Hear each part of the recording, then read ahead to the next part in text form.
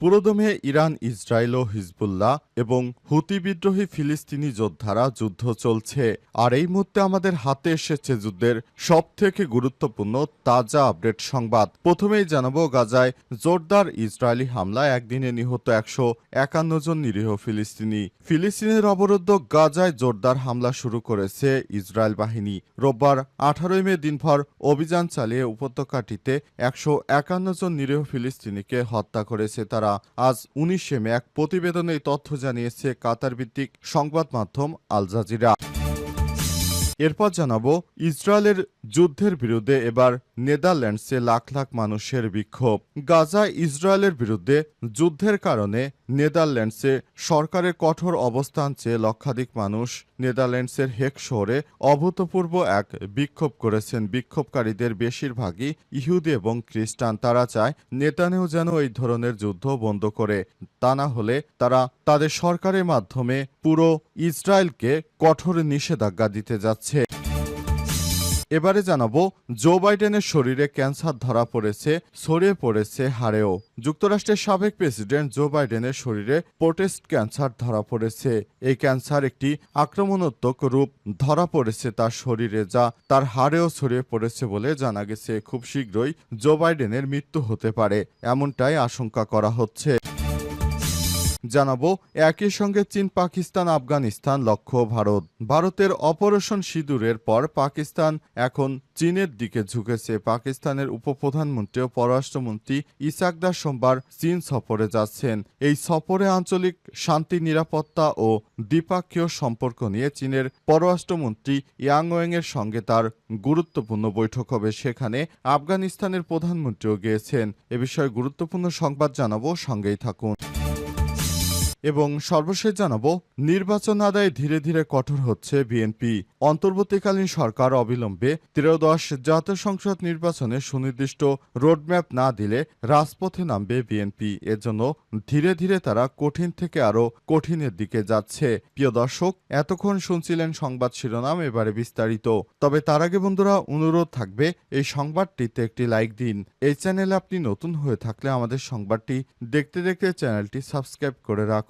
Comment করে বন্ধুরা আপনার মূল্যবান মতামত জানিয়ে দিন আপনি বিশ্বের কোন দেশ থেকে বা বাংলাদেশের কোন স্থান থেকে আমাদের সংবাদটি দেখছেন এবং শুনছেন। আর বন্ধুরা, গাজা যুদ্ধে আপনি যদি নিরীহ ফিলিস্তিনিদের ভালোবেসে থাকেন, কমেন্টে ইয়েস লিখে বিশ্ববাসীকে জানিয়ে দিন। সংবাদটি আপনার সোশ্যাল মিডিয়া, ফেসবুকে বন্ধুদের মাঝেও শেয়ার করে দিন। এবারে বিস্তারিত। ইসরায়েলের যুদ্ধের বিরুদ্ধে নেদারল্যান্ডসে লাখো মানুষের অভূতপূর্ব বিক্ষোভ। গাজা ইসরায়েলের বিরুদ্ধে নেদারল্যান্ডসে সরকারের কঠোর অবস্থান চেয়ে লক্ষাধিক মানুষ হেগ শহরে অভূতপূর্ব এক বিক্ষোভ প্রদর্শন করেছেন। আয়োজকরা বলছেন, শহরের মধ্যে 1 লাখেরও বেশি মানুষ মিছিল করেছে। যুদ্ধ শুরু হওয়ার পর থেকে আমরা এরকম আয়োজন আগেও দেখিনি। এখানে সমাজের সকল স্তরের মানুষ রয়েছে। তারা নেদারল্যান্ডসের বিভিন্ন শহর থেকে এসেছে। তাদের মধ্যে বেশিরভাগই ছিল খ্রিস্টান। তারা চায় গাজায় শান্তিপূর্ণ অবস্থান থাকুক, কিন্তু ইহুদিবাদী নেতানিয়াহু সেটি চায় না। বিক্ষোভকারীদের বেশিরভাগই লাল পোশাক পরে প্রতিবাদ জানিয়েছে। তারা চায় ডাচ সরকার ইসরায়েলের বিরুদ্ধে তার অবস্থান একটি লাল রেখা টেনে দিয়ে যাক, যার অর্থ বাণিজ্য এবং অস্ত্র আমদানি ও রপ্তানির মাধ্যমে সমর্থন বন্ধ করা। মিছিলটি আন্তর্জাতিক বিচার আদালত এলাকাও অতিক্রম করে। এই আদালতে ইসরায়েলের বিরুদ্ধে গণহত্যার অভিযোগ একটি মামলার শুনানি চলছে। সম্প্রতি নেদারল্যান্ডস সরকার ব্রাসেলসে একটি চিঠি পাঠিয়ে ইসরায়েল অ্যাসোসিয়েশন চুক্তি অর্থাৎ মুক্ত বাণিজ্য পর্যালোচনা করার অনুরোধ জানিয়েছে, কেননা তারা ইসরায়েলকে আন্তর্জাতিক আইন লঙ্ঘনকারী হিসেবে দেখছে। অবিলম্বে চুক্তি বন্ধ করা। আগামী মঙ্গলবার ব্রাসেলসে এই সমস্ত বিষয়ে আলোচনার জন্য একটি সভা ডাকা হয়েছে এবং এই প্রতিবাদ অবশ্যই কঠোর আগের চাপ সৃষ্টি করবে বলে মনে করা হচ্ছে এবং এই ধরনের কর্মকাণ্ড পরিচালিত করার জন্য তারা জোরে সোরে অভিযান শুরু করেছে। জো বাইডেনের শরীরে ক্যান্সার শনাক্ত, ছড়িয়ে পড়েছে হাড়েও। যুক্তরাষ্ট্রের সাবেক প্রেসিডেন্ট জো বাইডেনের শরীরে পোস্ট ক্যান্সার ধরা পড়েছে। এই ক্যান্সারের একটি আক্রমণাত্মক রূপ হয়েছে, যা তার হাড়েও ছড়িয়ে পড়েছে বলে জানা গেছে। আজ স্থানীয় সময় তার দপ্তরে এক বিবৃতিতে এই তথ্য জানিয়েছে। পরীক্ষা নিরীক্ষার পর ৮২ বছর বয়সী বাইডেনের পোস্ট ক্যান্সার ধরা পড়েছে। এক প্রতিবেদনে এই তথ্য জানিয়েছে সিএনএন। গাজায় জোরদার ইসরায়েলি হামলায় একদিনে নিহত ১৫১ জন নিরীহ ফিলিস্তিনি। ফিলিস্তিনের অবরুদ্ধ গাজায় হামলা জোরদার করেছে ইসরায়েলি বাহিনী। রোববার ১৮ মে দিনভর অভিযান চালিয়ে উপত্যকাটিতে ১৫১ জন নিরীহ ফিলিস্তিনিকে হত্যা করা হয়েছে। চিকিৎসা সূত্রের বরাতে আজ সোমবার ১৯ মে এক প্রতিবেদনে এই তথ্য জানিয়েছে কাতার ভিত্তিক সংবাদ মাধ্যম আল জাজিরা। চিকিৎসা সূত্র থেকে জানা গেছে রোববার গাজায় ১৫১ জন ফিলিস্তিনিকে হত্যা করা হয়েছে। নিহতদের মধ্যে প্রায় ৭০ জন উপত্যকাটির উত্তর মধ্যাঞ্চল এবং গাজা সিটির বাসিন্দা। গাজার স্বাস্থ্য মন্ত্রণালয়ের সর্বশেষ হিসাব অনুযায়ী ২০২৩ সালের ৭ অক্টোবর ইসরায়েলি আগ্রাসন শুরুর পর থেকে এখন পর্যন্ত ৫৩,০০০-এর বেশি মানুষ নিহত হয়েছে, আর আহতের সংখ্যা ছাড়িয়ে গেছে ১,২০,০০০-এ। দীর্ঘ ১৫ মাসের বেশি সময় ধরে টানা অভিযান চালানোর পর যুক্তরাষ্ট্র ও মধ্যস্থতাকারী দেশগুলোর চাপে বাধ্য হয়ে গত ১৯ জানুয়ারি গাজায় যুদ্ধবিরতি ঘোষণা করে ইসরায়েল। কিন্তু ২ মাস শেষ হওয়ার আগেই গত ১৮ মার্চ থেকে গাজায় ফের অভিযান শুরু করে দখলদার বাহিনী। দ্বিতীয় দফায় এই অভিযান গত প্রায় ২ মাসে নিহত হয়েছে ৩,০০০-এরও বেশি নিরীহ ফিলিস্তিনি এবং আহত হয়েছে ৮,০০০-এরও বেশি। অন্যদিকে হামাসের হাতে থাকা জিম্মিদের মধ্যে এখনও অন্তত ৩৫ জন জীবিত রয়েছে বলে ধারণা করা হচ্ছে। সামরিক অভিযানের মাধ্যমে তাদের উদ্ধার করার ঘোষণা দিয়েছে ইসরায়েল, যার প্রেক্ষিতে গাজায় এখনও আক্রমণের তীব্রতা বাড়িয়েছে দখলদার বাহিনী। জাতিসংঘ এবং আন্তর্জাতিক জো বাইডেনের শরীরে ক্যান্সার শনাক্ত, ছড়িয়ে পড়েছে হাড়েও। যুক্তরাষ্ট্রের সাবেক প্রেসিডেন্ট জো বাইডেনের শরীরে পোস্ট ক্যান্সার ধরা পড়েছে। এই ক্যান্সারের একটি আক্রমণাত্মক রূপ হয়েছে, যা তার হাড়েও ছড়িয়ে পড়েছে বলে জানা গেছে। আজ স্থানীয় সময় তার দপ্তরে এক বিবৃতিতে এই তথ্য জানিয়েছে। পরীক্ষা নিরীক্ষার পর ৮২ বছর বয়সী বাইডেনের পোস্ট ক্যান্সার ধরা পড়েছে। এক প্রতিবেদনে এই তথ্য জানিয়েছে সিএনএন।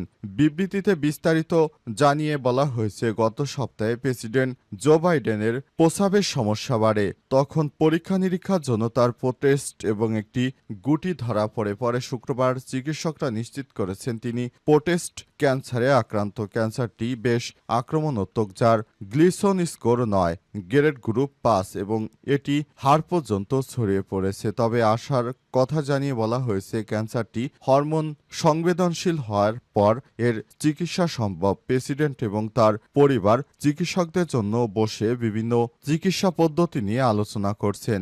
বাইডেনের কার্যালয়ের মুখপাত্র জানিয়েছেন তারা এই বিবৃতির বাইরে আর কোনো মন্তব্য করবেন না।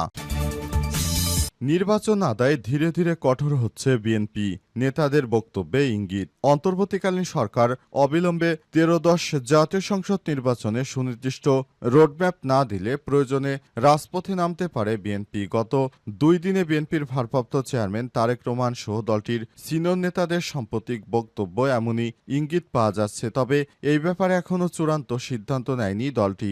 আগামী ডিসেম্বরের মধ্যেই নির্বাচনের দাবি জানিয়ে আসা বিএনপি এখন ধৈর্য ধরে থাকলেও বর্তমানে বিভিন্ন প্রেক্ষাপটে নির্বাচন প্রলম্বিত হওয়ার আশঙ্কা করছে।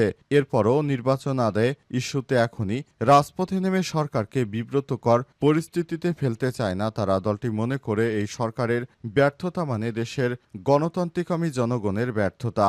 জানা গেছে, নির্বাচন ঠিক কবে হবে কিংবা সরকার নিজেদের দেওয়া রোডম্যাপের ধারণার মধ্যে নির্বাচন করতে পারবে কিনা তা নিয়ে দলটির মধ্যে উৎকণ্ঠা ক্রমাগত বাড়তে থাকলেও আরও কিছুদিন পরিস্থিতি পর্যবেক্ষণ করার সিদ্ধান্ত নিয়েছে বিএনপি। দলটির প্রত্যাশা, সরকার অচিরে রোডম্যাপের ব্যাপারটি স্পষ্ট করবে, নইলে ঈদুল আজহার পরে যুগপথের মিত্র দলগুলোর সঙ্গে আলোচনা করে রাজনৈতিক কর্মসূচি দিবে বিএনপি। তখন এই পরিস্থিতির জন্য সরকারকেই দায়ী বলে মনে করে বিএনপি।